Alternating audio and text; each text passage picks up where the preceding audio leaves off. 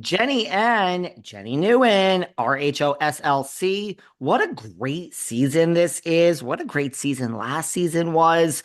Before, back in a simpler time, actually, it was a simpler time. Before reality volunteers, before Miss Monica Garcia. Well, Jen was still in jail, but before Monica Garcia, before everyone's new favorite, Bronwyn Newport, I like her. I really do. Way back. Remember season two? Well, anyway, after season two, fast forward a little bit, but still before Monica Vontis, reality Vontis, but I call her Monica Vontis. In a simpler time, we sat down with the one and only Jennie Nguyen. This chat it's never before seen the light of day. But you know what? We are choosing to share it here today. So, I mean, we talk about Mary. She had a lot of issues with Mary, this Jennie, but we love Jennie. We talk about Heather. Remember when Heather was everyone's favorite? Huh. Was she our favorite? I don't know. Whitney, Meredith, Lisa, who you all seem to be loving Lisa this season. I mean, I've always loved Lisa.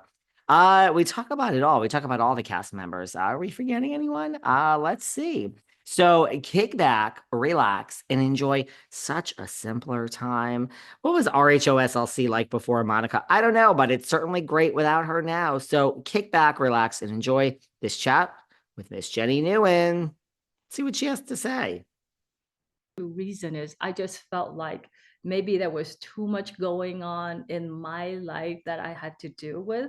That's best for me not to do with the show. And I thought that was the reason why they let me go, was take this time, focus on your family, focus on you, get your mindset back, because I did get a lot of death threats actually. And someone want to, protest at my house. And so I had to get security and all that stuff. So during that time, I felt that maybe Bravo felt it was best for me to just focus on who I am, keeping me safe, keeping my family safe.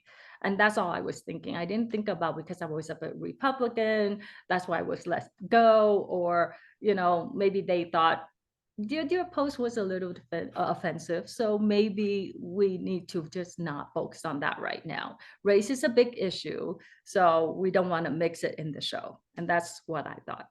Wow. And you got people were giving you death threats and like they were, wow. Just Yeah. from that, once this surfaced, wow. Yes. And then what, you actually had to go out and get security to, I mean, I would do the same thing, but you had to get people to show up at your house and just kind of watch you guys. Wow. Yeah. Yeah. That must have been scary. Very scary. So, I mean, my kids are frightened. I have to explain to them, because I like it's on social media. You're gonna see a lot of, comment and stuff like that. I just want you to know, who I am, and they they know their mom, and they know the value I teach them. And so for me to kind of tell them, they were very hurt that people judge me in a way where they don't know who I am and prejudge.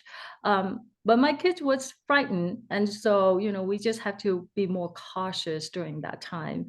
And now that everything kind of like slow down a little bit, kind of fade, they're back to their normal life. And so I'm glad that, we did have that time to recoup and then getting our life back to normal again. So in a way, it was a blessing not being on the show for a minute, and focus on who we are and back to the way we were.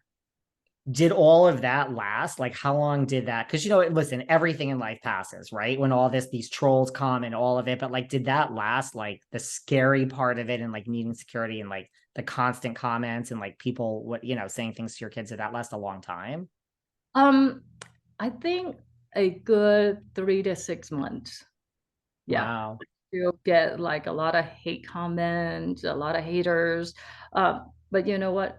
It's the world we live in. If you don't have haters, you're Oh, really. honey, don't even get me started. I could go on my social media and you'll enjoy yourself. Cause yes, it's like it's a learned thing, right? Like, did you go down that road? Because once you learn it, you realize like, these people don't know you at all. You're just okay, ignore, ignore, ignore.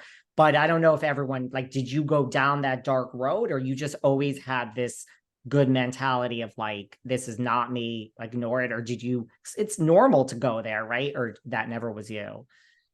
Because I was not on social media before the show, I didn't know what it is. I didn't know there was a lot of hate out there. To be honest, I live in this bubble of family, kids, job, businesswoman. And so I don't focus on the social media.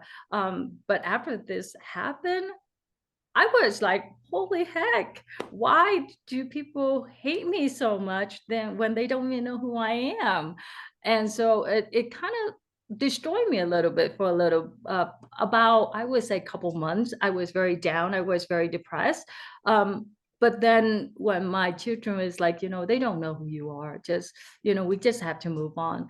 It brought me back to perspective and say, you're right, they don't know who I am. I shouldn't live my life feeling that I should have people like me all the time. There's always people have their opinion of me, good or bad. And so I just have to move on. And it took me a good 3 months to realize that and, back to the way I was, being positive. I'm trying to be positive for my children because we live in a world where there's so many negative. You turn on the news, there's negativity. You turn on social media, there's negativity. You go out and people will always talk about you. And so, and then that's especially being minority, you always have this image of, you're not good enough. And so for me, I just have to focus on the positive and teach my children, yeah, you're right. I don't need them to tell me I need to be positive. I need to be positive for them. And so I have to just get out of that mindset and move on. Yeah. Right. And it's like, listen, it's a learning thing, but it's like what you have inside, you have to be, it's a hard sometimes. You have to be like, I know who I am. Like, I can't define myself by the positive comments or the negative comments, right? Exactly. Yes. Do you think though in this situation then I mean it's the same question, like, so like Mary said these things about you, we have like New York housewife Ramona Singer, there was an HR investigation with Ebony, allegedly she was out, now she's back in, we have like Jax Taylor and Kristen Doty, they were fired, now they're back in. See, to me it's like, do you think there's a double standard, like the statements made by Bravo of why you were gone, these other people are gone, but now here they are, they're back on the TV. To me, it's like we're picking and choosing when we need someone for a show, they're back. That's just me.